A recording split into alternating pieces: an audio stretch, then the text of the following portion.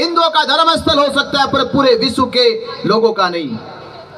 पर इस दुनिया में महाबोधि महाविहार केवल भारत और दुनिया के बुद्धिस्टों का धर्म स्थल नहीं, पूरे विश्व का धर्म स्थल है। इसलिए पूरी दुनिया में केवल महाबोधि महाविहार को ही विश्व धरोहर कहा जाता है। इसलिए महाबोधि महाविहार को बचाना जरूरी है, क्योंकि दुनिया में ऐसा दूसरी पावन पवित्र धरती नहीं है। दुनिया में जितनी धरती है प्रसिद्ध धरती, वो किसी महापुरुष के नाम जन्म से प्रसिद्ध हो सकती है, कि किसी महापुरुष का वहां जन्म हुआ इसलिए प्रसिद्ध हो सकती है, या इसलिए प्रसिद्ध हो सकती है कि किसी महापुरुष का वहां पर निर्वाण या मरण नहीं देखा। आपका जीवन बुद्ध काल में नहीं हुआ, यह अफसोस की बात है। आपने बुद्ध को नहीं देखा, यह अफसोस की बात है। आपने तथागत बुद्ध की बातों को नहीं सुना, यह अफसोस की बात है। वो लोग धन्य होंगे, उन लोगों का जीवन धन्य होगा जो बुद्ध को आंखों से देखे होंगे, जिन्होंने बुद्ध को सुना होगा। उनका जीवन कितना महान है। ये अफसोस तब तक जब तक आपको ये पता नहीं चला, क्योंकि मुझे भी तब तक जब पता नहीं चला मैं भी सोचता था ऐसा ही, कि वो लोग बहुत महान हैं, बहुत धन्य लोग थे वो। हम 2500 साल के बाद भी शास्त्रों को स्मरण करते हैं, तथागत बुद्ध को स्मरण करके ही अपने जीवन को महान मान लेते हैं, किताबों में पढ़ के ही अपने जीवन को महान मान लेते हैं। पर केवल स्मरण करना, पर जिन्होंने देख लिया, जिन्होंने जिया, जिन्होंने अनुभव किया, उनसे महान तो नहीं हुए। पर नहीं अब कह सकते हैं कि हमारा जीवन भी उतना ही महान है जितना महान बुद्ध काल में जन्म लेने वालों का था, क्योंकि हम उसी पावन धरती की मुक्ति की लड़ाई लड़ रहे, जिस धरती पे तथागत बुद्ध बने थे। हमारा जीवन भी महान है, क्योंकि जो ये लड़ाई 134 साल से लड़ी जा रही है, हो सकता है उसके लिए, उसकी मुक्ति के लिए, महाबोधि महाविहार की मुक्ति के लिए आप लोगों को चुना गया होगा कि आप लोग आओगे और महाबोधि महाविहार मुक्त कराओगे। तो आपका जीवन धन्य है कि आपको इस आंदोलन के लिए चुना गया है। इससे बड़ा आंदोलन आपके जीवन में, बौद्धों के जीवन में हो क्या सकता है। आप बौद्ध होने के नाते अपने जीवन का उद्देश्य पूरा कर लोगे, और ये उद्देश्य पूर्ति का अगर आपको मौका मिला है तो कहना है कि एक कहानी सुनी आपने कि एक जंगल में आग लग रही थी। आग इतनी तेज भयानक थी कि जंगल पूरी तरह से जल गया। जंगल के जानवर बड़े बड़े भागने लगे, जान बचाने लगे कि जंगल में आग लगी है, जान बचाओ।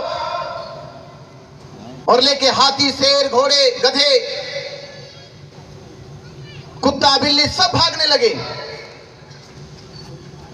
सब जान बचा रहे थे, सबका ध्यान अपनी जान बचाने पे था, जंगल की किसी को फिक्र नहीं थी। पर उन्हीं के बीच में एक छोटी सी, जिसकी छोटी सी जान है, एक छोटी सी चिड़िया अपनी चोंच में नदी से पानी लाती और उस आग पे डालती है। वो आग पे डालती, उस आग की लपटों से उसके पंख कपता। ये जंगल मेरा घर है, ये जंगल नहीं है केवल, ये जंगल मेरा घर है।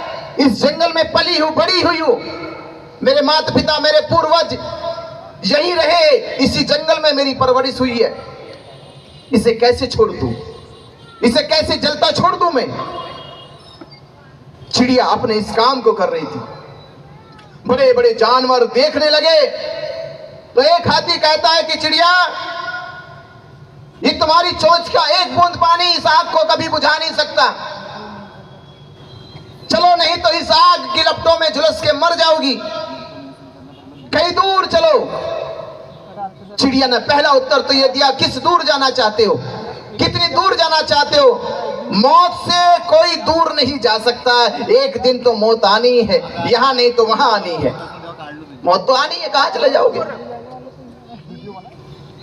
पर मेरे भाई, मैं तुमसे ये कह रही हूं कि तुम मुझसे कह रहे हो कि तुम्हारी चोंच की एक बूंद से ये जंगल की आग नहीं बुझेगी। ये मैं भी जानती हूं, केवल तुम नहीं जानते। ये मैं भी जानती हूँ कि मेरी चोंच के एक बूंद से ये जंगल की आग नहीं बुझेगी, पर आज नहीं तो कल बुझेगी। पर जिस दिन बुझेगी और उसका इतिहास लिखा जाएगा तो मेरा नाम कायरों में नहीं, गद्दारों में नहीं, आग बुझाने वालों में लिखा जाएगा। कौन ने हाथ खड़े किए? और इसलिए कह रहा हूं कि आने वाली पीढ़ी, आपके बच्चे, जब उनसे पूछा जाए कि तुम किस खानदान परिवार से ताल्लुक रखते हो, ये ध्यान देना कि जब आपके बच्चे बड़े और उनसे पूछा जाए कि आप किस परिवार खानदान से ताल्लुक रखते हैं, तो वो सर उठा के कह सके कि मैं उस परिवार से ताल्लुक रखता हूं जिन्होंने महाबोधि महाविहार मुक्ति को, आंदोलन को साथ दिया था, मुक्त कराया था।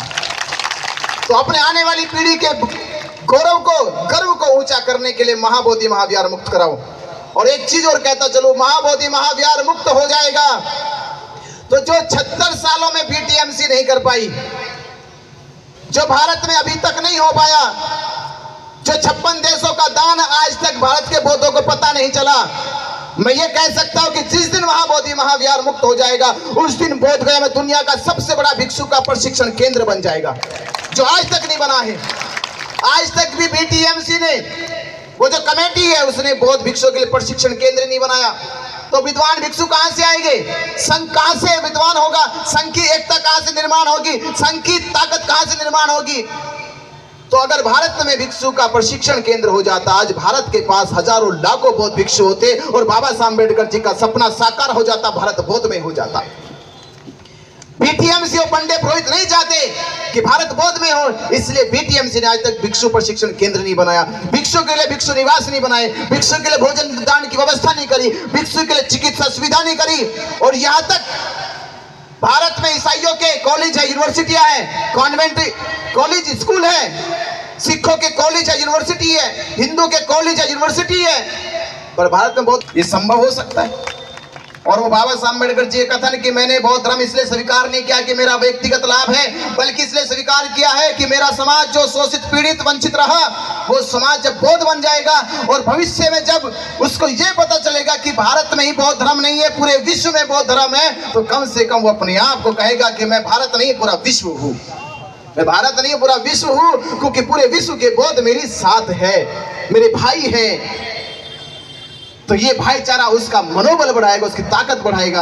तो मेरे साथ फिर एक बार जोर से नारा लगाए, दिल्ली चलोगे, दिल्ली चलोगे, दिल्ली चलोगे, मोदी की नींद हराम करोगे, मोदी की नींद हराम करोगे। तो अगर चले गए तो बंदा पक्का चला जाएगा। सच में चाहते हो? आवाज तो जोर से नहीं आ रही। चाहते हो क्या? यहीं घर बैठ के चाहते हो? घर बैठ के चाहने से नहीं होने का। सिद्धार्थ गौतम घर घर में बैठकर चाहते कि मैं बुद्धत्व की प्राप्ति कर लूं, तो नहीं होती। सिद्धार्थ को अच्छा घर मिला, अच्छा परिवार मिला,